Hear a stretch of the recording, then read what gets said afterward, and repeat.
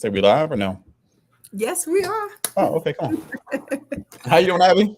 Hello, Chris. I'm doing great. How are you? I'm doing well, doing well. It's been a crazy week, good week, but we making It's, it happen, right? yeah, we're making it happen. How was your weekend? It was good, had a good Father's Day. Yeah, Spent it that's with good. my daughter. Get my camera right. Spent it with my daughter. My mom cooked, you know. Okay, doesn't get any better than that. No, it doesn't. Yep. So I think it was I enjoyed it. Have home cooked meals, spend time with my daughter. My dad was there, That's right? good. So best I can have. How about you guys? I went to my parents. We drove to Sarasota and spent the weekend with them. It was Come good. on, come on. Now, It how was far is good. that drive for you from Sarasota? Not far at all, just an hour. Okay, good deal, Yeah. good deal. Well, guys, welcome to another episode of the Red Line, right? We've got another Wednesday action pack for you guys. So I'm Christopher Bush, financial advisor. I'm Abby Joseph, your tax strategist. Hey, and we are coming with you with a great episode tonight. So, Vic, if you would go ahead and cue our intro. That's 100.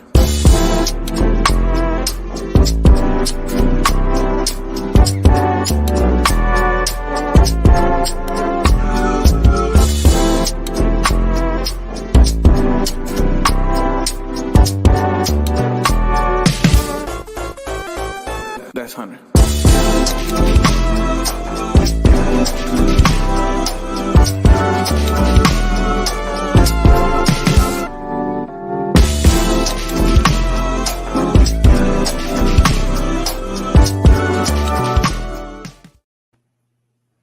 And we're back. Welcome, guys, to another episode of Red Line.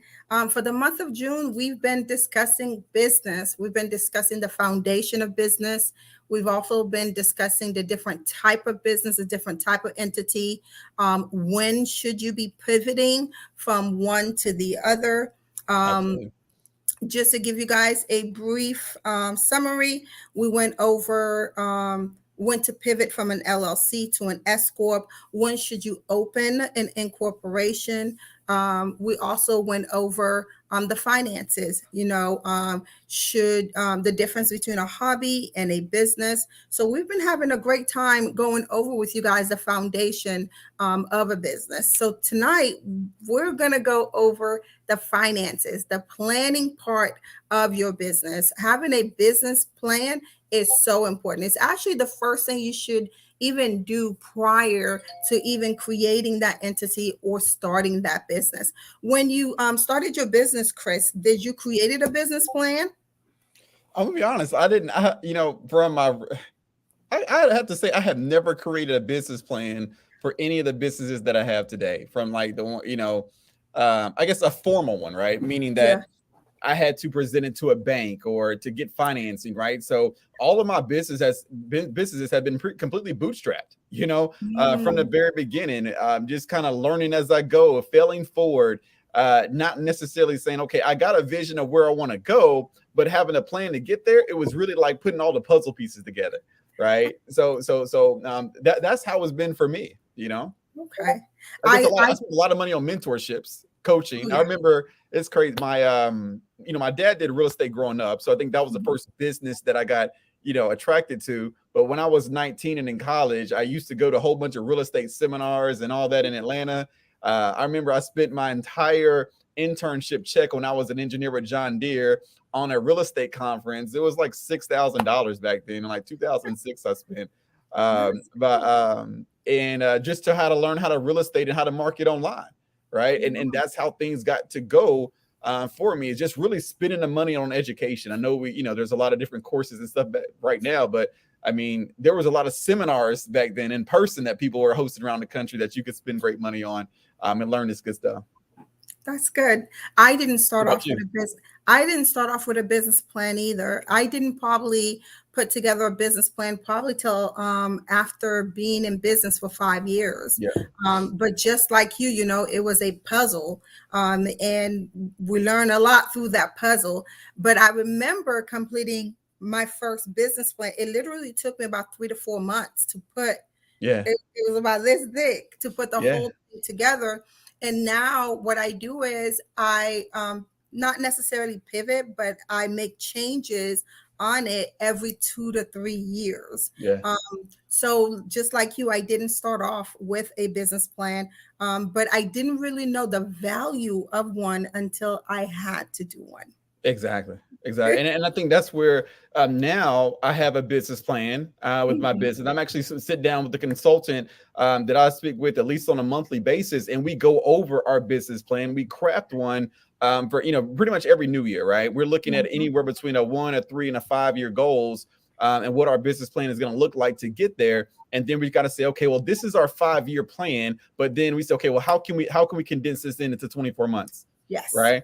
So Yes. I think it's important, both sides to, if you're let me ask you this. So when you're starting I think business plans come into play a lot as well when you're also starting a franchise, right? Yes. Understanding what the franchise cost is going to be when you're buying a Mhm. business, I think Yes. that's where the business plan really comes to play, right? Oh, If yes. you're, if you're buying somebody else's business or you're Oh, yeah. buying into a business, I think you got to really understand the details of what you're getting yourself into versus when you're starting kind of from scratch, right? Mhm. And you're just kind of in the learning mode is really you learn by the lessons that happen, right? Yeah, that's true. That Like, is true. I would, and I agree with you 100%. When purchasing the business, the business plan is so important to have. It's also important to have a business plan even when you're starting off. Like, yes, me and Chris probably didn't start off the right way. We stumbled so much by making so many mistakes. And the reason why we're teaching you guys this is just so you guys don't make the same mistakes as we did. But I would probably highly recommend, currently speaking, if you are going to start a business, it doesn't have to be 10 or 20 or even 50 pages, but it's good to start putting documentation, writing some things down, and even creating an SOP. And it doesn't have to be something you don't have. It doesn't have to be something that you pay somebody to do for you, but I would say it's just brainstorming, taking those things that are in your mind and putting them on paper. gotcha. And what would you say for somebody trying to craft a business plan? Like, where would you even start? Right. I think that's a critical step to where, when people talk about, hey, a business plan, okay, well, how do I create that? Or what does that look like? Okay. Well, when it comes to, let me pull this up real quick. I was reading this article when I was thinking of you guys. Yeah. The first thing I would say is when you think of a business plan, what is a business plan, right? A lot of people be like, okay, Abby, is business planning the same like tax planning? Because I know you talk a lot about tax planning, but it's not. It's pretty much you demonstrating the visibility of the business without it even being there yet. So it's kind of like you're projecting what your business is going to look like, right? So the first step I would say is start putting names, right? What is the business name on that you're planning to open? The industry, do researches on that industry. Let's just say if I'm putting a business plan together for a trucking company, it's going to be important to understand the back and the front end of running a trucking business, right? So I would say execution, the finance. There's also the financial part of putting a business plan together. So I would say there's a couple of steps. Let me pull this up real quick that I did put together for you guys when it comes to putting your business plan together. And those steps are really easy. And like I said, they don't necessarily have to go specifically that way. But I would say one, look at create your first business plan. You want to create the first 5 years.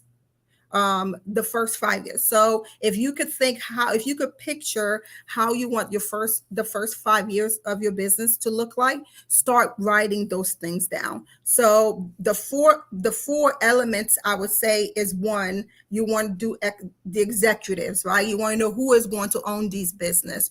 Two, you want to also put together the financial part of this business, budgeting. How much is it going to cost you to actually put this business together? If it's going to be a product. You want to look into inventories. You want to make research about the inventories. You also want to look into lending. Okay, is this money going to come out of your pocket? Are you going to be requesting a loan from a bank? Is it grants that you are going to be inquiring about? So all of those would go into that business plan.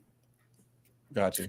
So now that you're creating your business plan, how does that look for you? Like, how long did it take you? You know, what are the elements that's in your business plan?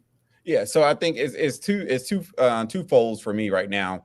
On my business, number one, I'm looking at my operations. Okay, so I have a business plan for my operations and how I can span operations. For me, if someone's starting off self-employed, right now I have employees, so I need to understand my numbers to say, okay, well, based on the revenue that I bring in, based on my expenses, right, how much more, right, can I afford to put back into payroll, right, so I can breed more activity. Right. So to me, on the operations side, I got to have a strong part of my business plan that focuses on business growth as far as how am I hiring? What do the salaries need to look like? Right. If I'm saying I want to grow another $1 million per year, okay, well, that means I probably need to have an employee, at least 2 or 3 employees that's going to at least pay them at least, $35,000 to $60,000 a year. So those are the plans that's for me right now. Right. That's okay. How can I expand? The second plan I'm looking like, okay, now that I got, internal together, now I got my operations together. Now, what can I truly achieve on the backside? Right? What does that look like 3 years from now? Right? What does that look like 5 years from now? Okay. Definitely. But I think it's really a detailed process that you got to understand. Okay, what are your true numbers right now? And even going back to personal finances, guys, we're talking about a business that that you generate for income, but really we got to look at this the same way when it comes to our personal finances as your own business. Your first business, people say, Chris, I don't have a business. Well, honestly, you do, because you have income coming into your household. See, that's the first business that you got to get together, right? What is your business plan for the household, right? I think some people don't really manage that as a business, Yeah, I do wish that too, because the way that you actually manage your personal finance, it will dictate how you manage your business finance. And it's so important. One of the things too, when I was putting together my business plan, is the why, right? Why am I starting this business? What is the problem that I am trying to solve in the industry that I'm currently in? Has that problem been solved already? What are my competitors, right? Those things are so important for you to look at when putting your business plan together. What kind of marketing, right, are you going to do for this business? And if it's a product, what software are you going to use? Where you're sourcing it from? Where are you getting your materials, right? Exactly. Are you? Yeah. I mean, even from, I guess I'm, one of my friend, he just texted me. We have like a Amazon store and stuff that we're running, right? So we're looking at now. Okay, great to sell products on Amazon, but the biggest thing is we got to be able to create our own. Right, we got to be able to create our own and brand our own. We got to be able to create our molds. Who are we talking with in China to create the product for us? Right, what our it's so many different things that you got to go through in that business, and I think that's where it's really going to be helpful. I would love to hear some people just that are our viewers, like, what type of business right now are you trying to launch? Right, what are the steps are you going through? If anybody's in the chat that has working on a business now, I would be curious to feel like, okay, well, what's your plan, or what's that look like going forward? Yeah. One of the mistakes that I find that a lot of business they do make when they first starting out without a plan, that maybe you and I we made the same mistake, is the fact that we think we're going to start making money immediately. Correct. And sometimes the contribution that we have input into that business, we don't really see it until 2, 3, even 5 years. So also have in your mind that the beginning could be slow. Statistics shows that small businesses don't last 5 years. And the reason why it don't last 5 years is because, one, we're impatient. Two, the industry that we have chosen is usually the choice of the industry. Three, we're not really solving a problem. If you're not solving a problem, there's no point for you to actually be in business, because the whole idea of running a business is goods and services, right? I'm providing Chris a service, and the reason why I'm providing that service to Chris is because he needs it. So there's a problem. Chris don't know how to do it. So then I'm the solution. So you have to make sure that you need to be the solution to whatever the industry that you are going to choose for your business. I found that as one of the biggest mistake, and that's one of the reason why too, that statistically small businesses don't last. And the second thing too, I think is fear. You know, we're always afraid, right? This may not work. This may not work, and that's okay too. I know I was super scared. You know, I quit my job, I sell my house, I move in with my sister. I'm starting, when I tell you like risk, that's like high risk, you know. So you want to be patient with yourself, but you also want to be patient with the business. So the third mistake that I'm finding as well too is the why. Why did you actually enter into this industry or into this business? You got to have a why, guys. That is one of the things that pushes you to continue to understand that, you know, this is going to work or to help you. So I find those three mistakes. Even when I interview clients, prospect, I will ask them, you know, what's your why, or how long you've been in this business, and why did you choose this industry? Like there's thousands of different industries you could have chosen. So you chose yours for a purpose. And I think too, we forget that economics is so important, right? What's currently happened is important. Even in my industry, I always have to look at economics. I always have to look at politics. I don't like politics, but I have to study politics to understand my industry, because the laws, who makes them? Politics, right? So as the laws change, I need to be aware of them. So I think it's really important to also look at the pros and the cons of your industry. Don't just choose the industry because it sounds good or it looks good, but also do your due diligence in understanding, right, your industry as a whole. Why did you choose yours? Well, on those points, I want to go back on one thing. I think it's so cliche, but it's huge. It really got to have a mentor. I think what helps you with the best way, if you can find, if you're in an industry that you know that you can model, you have other people around you that you can actually get help from them to help to see, okay, what was their business plan right now and what was it when they first started? That's the key. And like, especially, let's think about real estate for me. If somebody's trying to start a real estate business, I think one of the keys that I would look at is I would look into my community, right? I would look up at what different apartment if you say, hey, look, I want to do apartment complexes. Okay, great. I want to do multifamily. What I would do is I would actually find out who is the owner of different complexes in my area. Because now, more than likely, what's going to happen, you'll find out there may be several, a couple owners that own a lot of different apartment complexes. And if they're local, more than likely you can contact them and meet up with them. That's actually how I met one of my mentors in real estate, right? I mean, I was trying to cold call, okay, who else can I meet in my community? It wasn't just finding somebody online, because I know right now we have so many online people teaching it. But see, guys, if you can befriend somebody locally that's in your space that has a successful business, then do that. Right. Right. Or think about it. If you want to do single families, I would look to see, okay, if you look on Zillow, if you look on rent.com, when landlords post their postings on those different sites. So what I would do, I would say, okay, I would find out what landlords are posting. I would contact the landlord, not to say I'm trying to get the actual property, but I'm trying to network or get more information with that person. Does that make sense?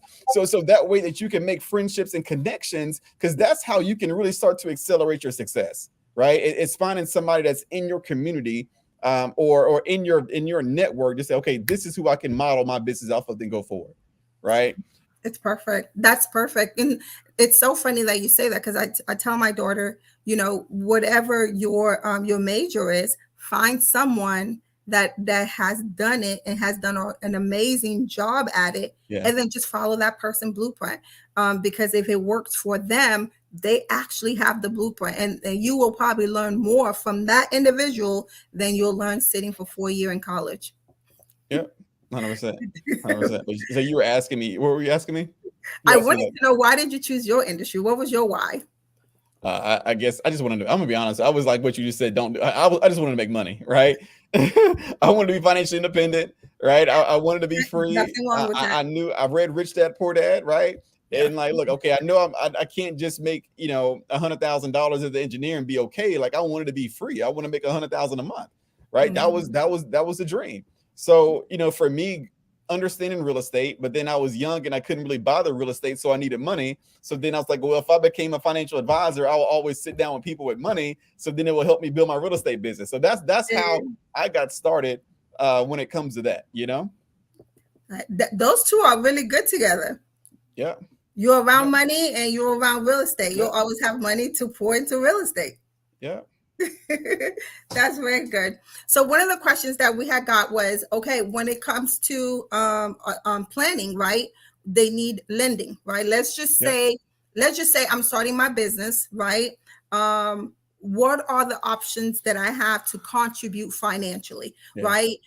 You can self-contribute to your business. So let's just say when I started my firm, full transparency, my contribution was a $7,000 credit card. I Come on. literally opened a credit card, and that's how I fund my business. Now, and I'm not saying that's what you should do, but you do have options, right? Options could be a bank, right? You can actually get a loan from a bank. And what the banks are usually looking for is literally tracker records. It's very hard for banks to lend small businesses money, especially if you have not even been in business. Yeah, So especially yeah, big banks, right? Like we talked about it especially big before. Like, banks. you know, Yeah, there was a study. If somebody can Google that for me, I should have Googled it before, but there was a study done. It's like less than 3% of yeah, business loans, right, come from big banks. yeah. It just doesn't happen. You know, it's going to come from alternative financing, not from your big banks. Typically, not the bank that you even bank with is going to give you a business loan. It's just not. Yeah. You It's know. not. It's usually credit unions. It's usually the family, the next door bank that are family friendly. So I would say definitely look into credit unions, because one of the things that banks do is they want to see your track records, right? They want to know your ability to repay that loan. Because it's anything, right? If you borrow money from me, I'm going to want to know, can you pay me back? Right? Your overall financial position. If you're just starting, of course, you don't necessarily have an overall financial report. So I would say when it comes to banks, start building a relationship with your credit unions that are in your area, and see how they would actually be able to assist you when it comes to lending, because I know that's hard. Another options you have is grants. Yeah. You'll find there's a lot of grants out there, but you're going to have to be patient and you're going to have to complete those Yeah. applications. I think another good thing too. One of my friends, his name is Collie Summers. I think we're gonna have to have him on the show. But he runs a company called Spindet, and he's been running for a while. And one of his biggest ways that he's funded his fintech company is through pitch competitions. Guys, there's so many different pitch competitions right now. If you have an innovative product or a piece of technology that you're launching, or a business, there's so many different pitch competitions around the country that are giving great money. Right, I'm talking about every single week. He always sends me emails on different pitch competitions that are happening, and I think he's done over almost $250,000 over the last 3 or 4 years just from pitch competitions that he's Yeah, won. yeah. You know, So from you accelerators. So you do have options. You're literally just gonna have to sit behind your laptop, your computer, and just dig and complete those grant applications. So they are available to you. Yeah, Another option is your assets, right? Let's just say yeah, you have some money on a 401k, yeah. Chris. How can we use those? Yep. So there's a couple of ways you can do it. So there's a program called the ROBS program, right? ROBS. It stands for Rollover for Business Startups. Okay. Mhm. I don't know if a lot of people know about this, but again, it's called a ROBS, a Rollover for Business Startup Plan. So basically, it's like 401k. It's using your 401k plan to really to do business financing to launch your business. Okay. It doesn't mean that you take a withdrawal from your 401k, right, or anything like that. You won't get any taxes or penalties doing this. Yeah. Okay. So there's a couple ways that you can do it. Is number one, how it basically works is number one, you got to establish a C corporation. Okay. And again, this is for typically my clients. We use this when they're doing franchises, when they're trying to buy a franchise and they may need $250,000 or $100,000 or $50,000 to show, and they need additional financing. We kind of use their 401k, right, from previous jobs, right? So the second thing is you got to start a C corp. Okay. The next step is that C corp establishes a retirement plan, right? Usually they do it in what's called a 401k. Okay. From there, you can roll over existing retirement funds from previous jobs, those type things, roll over into that new corporate, that C corp's 401k. Okay. The next step is this: the 401k then purchases stock inside of the C corp. Okay. So then now once that new C corp is funded, right, the new C corp now is cash rich to where now it can actually start a business inside of that because it's purchasing shares of the C corp, right? So you see, that's how I recently had a client that actually we helped facilitate that to help them start the business that way, right? Yeah, so that's awesome. Yeah, that. And it's called Rob, R-O-B? R-O-B-S, Rob's, right? Rob's. Yeah. So if you Google it, there's a couple of great companies, I facilitate those that can facilitate you actually setting up that full corporation, setting up the 401k plan correctly, and using that to finance your business. So that's a really cool way that that you can really work through it. So let's just use me for an example, right? What if I'm looking to purchase 2 accounting firms that are selling their practice? That would be a perfect example. Absolutely. Okay. Or even like if I see it's a brick store that I would like to. Okay, that's awesome. How would that work when it comes to real estate, though? Same way. You can do it the same way. Okay, that's awesome. Yeah, so it's a lot of cool. I mean, I'll probably have to do a full episode on it, but I don't think it's a lot of people that actually talk about that. Again, you can't do that from an existing 401k plan that you currently work at. Right. Now that you're an employer, you can't take money from it. If you're still working there, that money cannot be touched. But it's from a previous company, from an old job or money. If just somebody's retired, those type things, they can take those assets and do the Rob's plan and really use their full 401k to the best of his ability. Right. Because sometimes you can take a loan from a 401k, but you only can take a loan of up to 50% of the balance. Right. If it's in a solo 401k, but see the Rob's plan, you don't have a limit on that. Right now, you can really start to expand on how much money you can utilize inside your portfolio to start that business. Now, what I'm thinking is, since that would be owner's contribution, right? With the owner's now, if it's not a loan, right? No, it's not a loan. Not a loan. So it's not a loan because your C corp bought shares, right? Right. Okay, I see. I like that. Yeah, I like that idea. Yeah. Other options that you guys have is, let's just say you are contributing to your own business.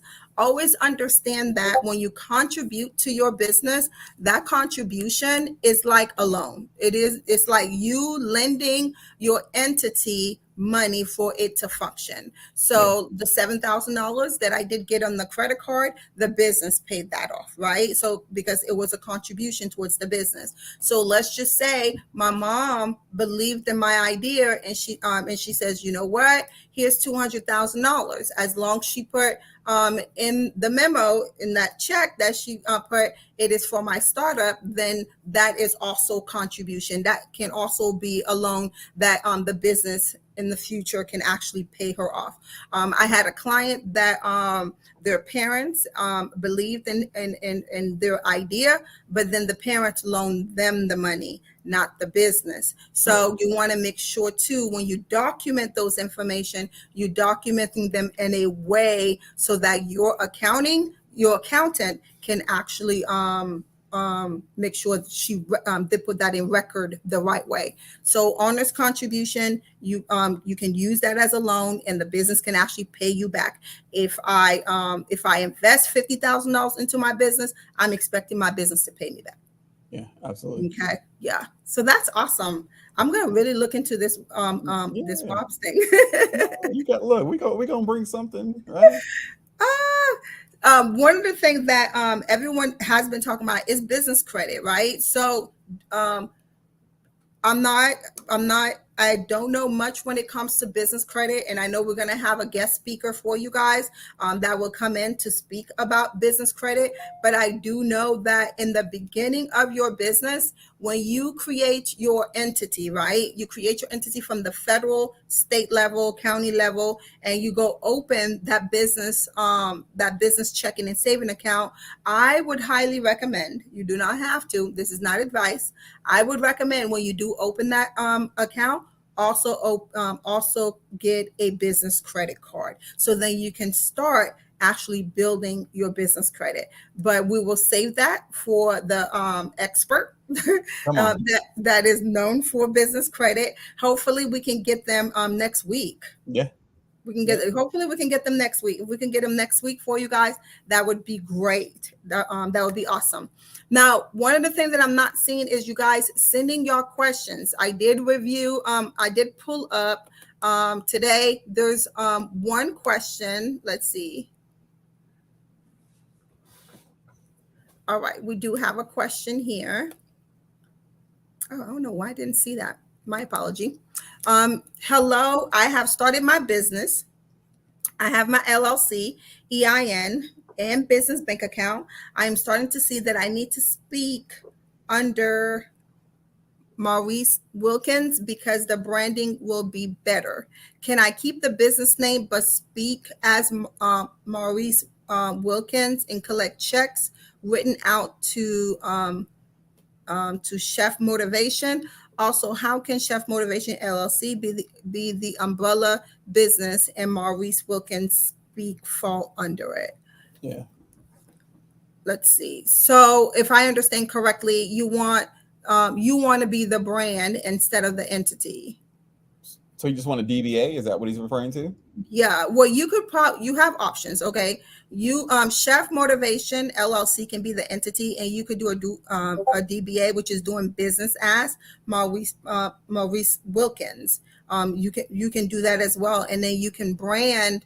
You can be the brand. The only thing I would say is I find a lot of people brand under their DBA.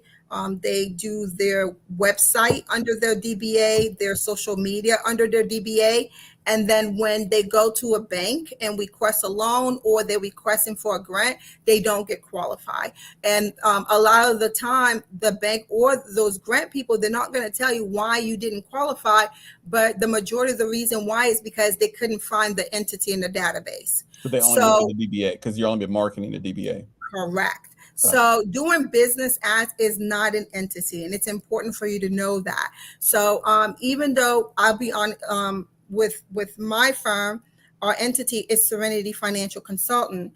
DBA is doing business as Serenity Financial Services. So I provide consultant, but I also provide other services. So I wanted a DBA to be to have the word service in there. So it's okay to have your name for you to do your branding. It's just I just want you to be aware when it comes to banks, when it comes to grants, that may be a little bit difficult for them to find you in the database because the DBA is not in the database, it's actually the entity. Does that make sense? Gotcha. Let me see if I could pull his question. I'll have, so you guys can actually see it as well. It's so funny. That's one of the topic that we spoke about. Oh, it might be way too long. Wait, how do I delete this? Well, Abby, let's do this. Yes, I can. Yeah. So you can keep your business name. And the other thing that the other question you had too is how to get Chef Motivation LLC under the umbrella. Besides the DBA, one of the things, like especially real estate investors, what they do, what we do is we create what's called, let me pull this up for you.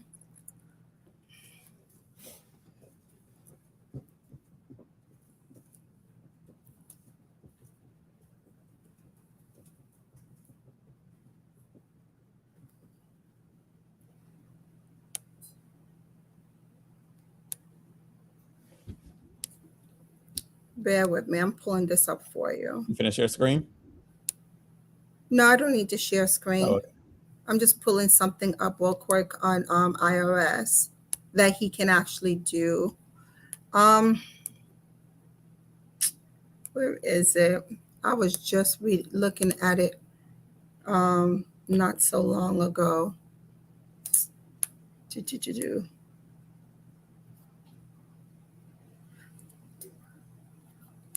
What is it? Okay.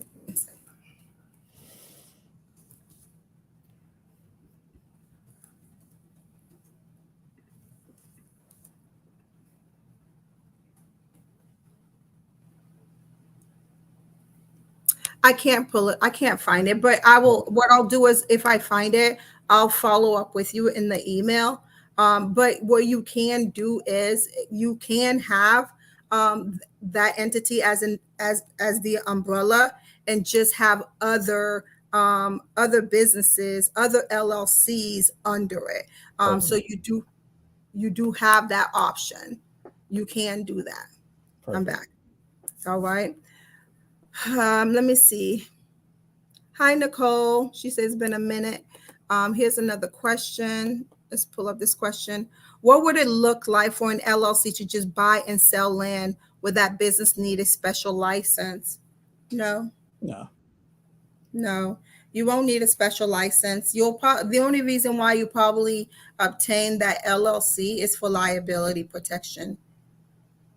Yeah. And to hold each parcel of land, you may do something like that, but not a license. Again, if you're trying to sell land for a commission, of course, then you would need a real estate license, right? Yeah. But if you're buying and selling as an investor, then you would not need a technical license for. But the LLC would hold the properties that you own, and or how you transact business, right? So if you are selling a piece of land, you can have that. Again, your LLC would be the one selling it, or your LLC would be the one buying it, those type things.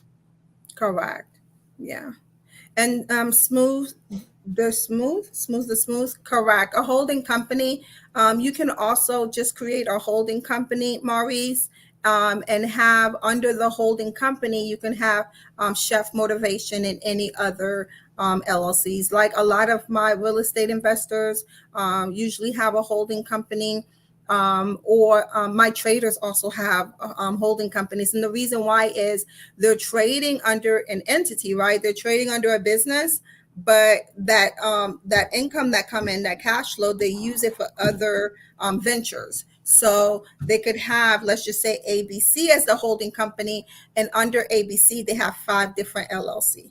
So you can actually just use a holding company as well as the umbrella. Yeah, those are options. Let me see if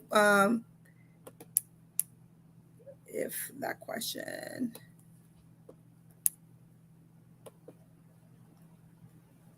Nope, I believe that's it. Let me see. Oh, they can call you with that one. Nope, that's all the questions that we have. Yeah, that was good. Good stuff.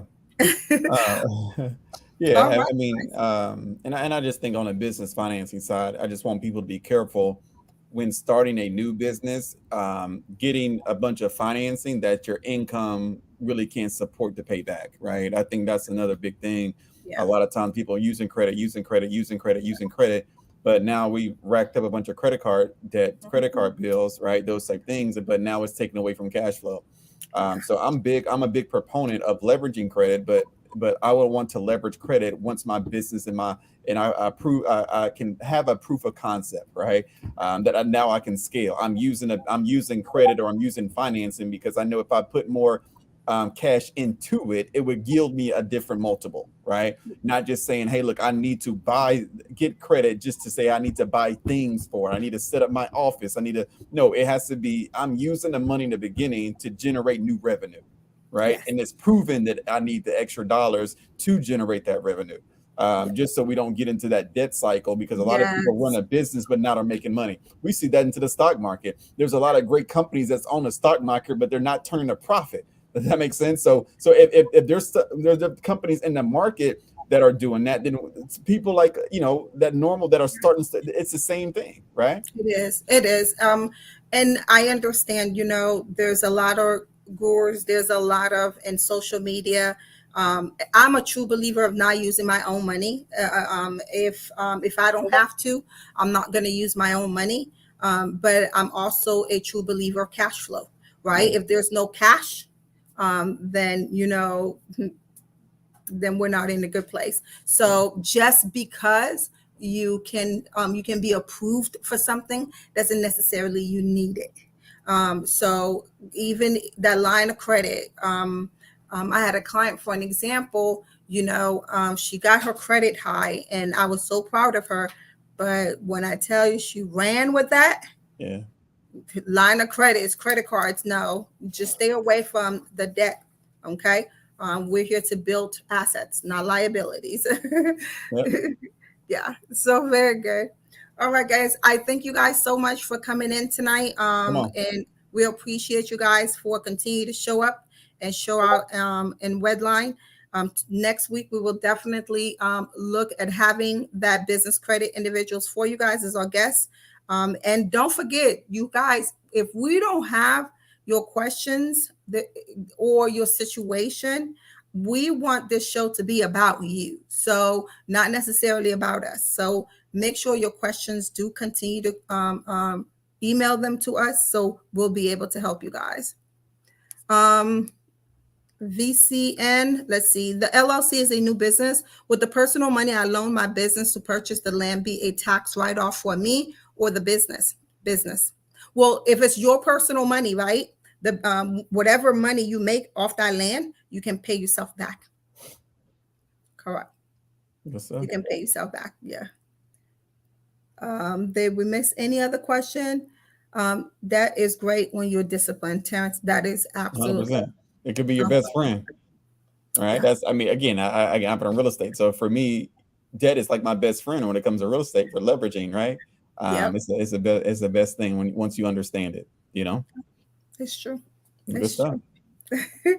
Any last words for the people? Man, no, I'm just excited for the next few weeks to come and get some good information. So, I think I love it the most when, we have, that engagement from our viewers asking questions. I think that's where, again, where we want to set ourselves apart. So please don't forget to send us your questions. Go ahead and put the email address up there for us one more time so everybody has it. And then, that's all I have on that. All right. Well, Don, thank you so much for showing up. Guys, we will see you guys next week. Thank you again for showing up for another episode of Redline. We'll see you guys next week. I'm Abby Joseph, your tax strategist. And I'm Christopher Bush, your financial advisor. Have a good night. Good night, guys.